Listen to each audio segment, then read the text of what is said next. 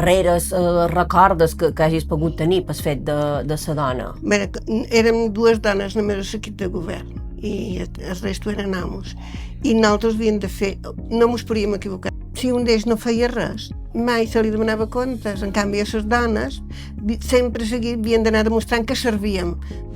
De l'Ajuntament que venia a dir que l'havien assetjada i deies, va, t'ajudo, t'ho denunciem, i deia, no, jo no t'ho he dit. Vull dir que les dones també tenien por. Sabies que allò passava, però la que li havien fet no ho volia denunciar, i és molt trist. Què t'ha indignat més en els darrers temps? La pèrdua de drets o haver normalitzat aquest odi i l'antifeminisme existent? Les dues coses van lligades.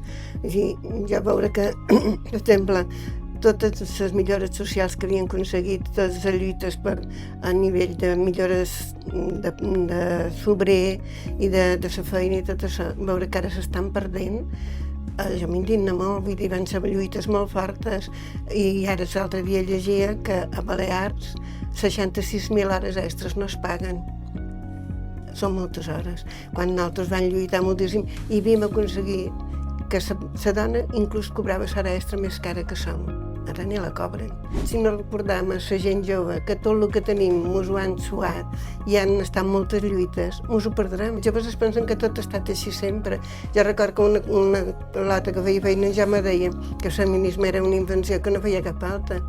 I jo li deia, clar, tu pots tenir una compte en el banc, pots anar a comprar, pots anar de viatge. Dic, jo no ho vaig poder fer, ja era casada i encara no podia tenir una compte si l'home no firmava. Quina línia vermella no traspassaries tant en política com en el teu dia a dia?